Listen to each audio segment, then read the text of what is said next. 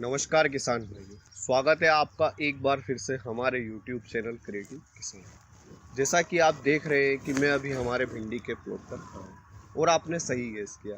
आज हम भिंडी की खेती से जुड़ी हुई महत्वपूर्ण बातों पर चर्चा करेंगे, जिससे कभी आप भिंडी की खेती करें या फिर आप भिंडी की खेती कर रहे हैं तो इन बातों का विशेष ध्यान रखें। साथ ही वीडियो के अंत में मैं आपको बताऊंगा कि कैसे आप भिंडी की खेती से साल भर उत्पादन ले सकते हैं, इसलिए वीडियो को अंत तक जरूर देखें। वैसे तो भारत के हर राज्य में किसान भिंडी की खेती सफलतापूर्वक कर रहे हैं, लेकिन फिर भी इसके बीज को अंकुरित होने के लिए 25 डिग्री सेल्सियस से 35 डिग्री सेल्सियस तक का तापमान उपयुक्त होता है। 17 डिग्री सेल्सियस से कम के तापमान पर इसके बीज अंकुरित नहीं होते। इसलिए भिंडी की खेती के बीज की बुवाई का सही समय 1 फरवरी से 15 मार्च तथा बरसात के मौसम में जून से जुलाई है, क्योंकि इस टाइम ड्यूरेशन में भारत के अधिकतर राज्यों में तापमान 25 डिग्री सेल्सियस से 35 डिग्री सेल्सियस के बीच रहता है।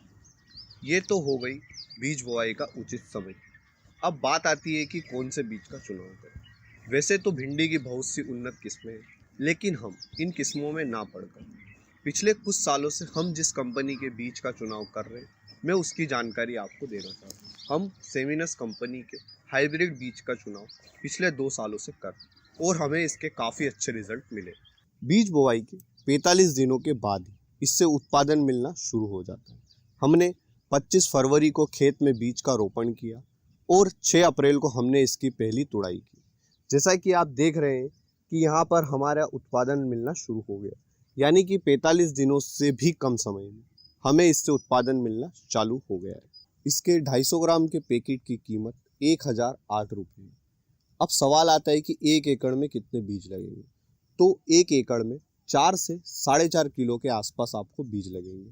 बीज बुआई के पहले खेत को अच्छे से 2-3 बार जोत लें, फिर पाटा लगाकर समतल कर दें, फिर खेत में एक बार पानी चला दें, जिससे मिट्टी में नमी हो जाएगी।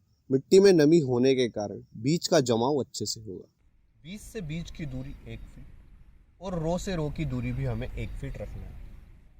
भिंडी की फसल में ज़्यादा सिंचाई नहीं करना है, इससे इसकी जड़ों में कई सारे रोग लग जाते हैं। मार्च में 10 से 12 दिन, अप्रैल में 7 से 8 दिन, मई जून में 4 से 5 दिन के अंतर पर सिंचाई करना है। भिंडी की फसल खरपतवार का विशेष ध्यान रखें। खरपतवार भूमि में मौजूद पोषक तत्व जो हमारी फसल को जिनकी जरूरत रहती है, उन्हीं तत्वों को यह फसल के लिए एक कंपटीशन क्रिएट करता है।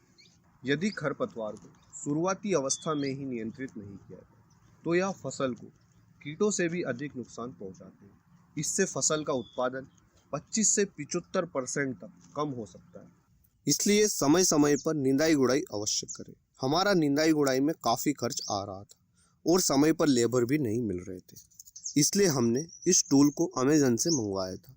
इसकी पूरी जानकारी हम पहले ही वीडियो में कवर कर चुके हैं, आप इसे ऊपर दिए गए आई बटन पर देख सकते हैं। अब जैसा कि मैंने वीडियो में पहले कहा था कि आप कैसे भिंडी की फसल से साल भर उत्पादन ले सकते हैं, तो अगर आप भिंडी की फसल से साल भर उत्पादन लेना चाहते हैं तो आप पहले आधे एकड़ के खेत में फरवरी माह में बुआई करें, फिर आधे एकड़ के खेत में मार्च में, उसके बाद आधे एकड़ के खेत में आप जून में बुआई करें और बाकी बचे आधे एकड़ के खेत में जुलाई में। इस तरह आप 2 एकड़ के खेत से 9 से 10 महीने तक उत्पादन ले सकते हैं। भिंडी की खेती की समय साइकिल 5 से 6 माह की है। अब जैसा कि मैंने वीडियो में कहा था कि सेमिनस के बीज का हम उपयोग कर रहे हैं, अगर आपको इसका मूल्य ज़्यादा लग रहा है तो आप इसकी जगह सिजेंता OH 940, इसके 250 ग्राम के पैकेट की प्राइस 780 रुपये और सिजेंता OH 102, इसके 250 ग्राम के पैकेट की प्राइस 710 रुपये। आप इन्हें अमेजन से ऑनलाइन ऑर्डर कर सकते, लिंक आपको डिस्क्रिप्शन में मिल जाएगी। इस वीडियो में हमने आपको भिंडी की खेती से जुड़ी हुई महत्वपूर्ण जानकारी दी। अगर आपको वीडियो में दी गई जानकारी अच्छी लगी तो वीडियो को लाइक और शेयर करें, और अभी तक हमारे चैनल को सब्सक्राइब नहीं किया है तो इसे सब्सक्राइब करें। अगर आपके भिंडी की खेती से जुड़े कोई भी सवाल तो आप हमें कमेंट सेक्शन में पूछ सकते हैं। हम हमारे हर किसान भाई की कमेंट पढ़ते हैं और कोशिश करते हैं कि उन्हें उनके सवालों के जवाब मिल जाए। धन्यवाद किसान भाइयों, जय जवान जय किसान।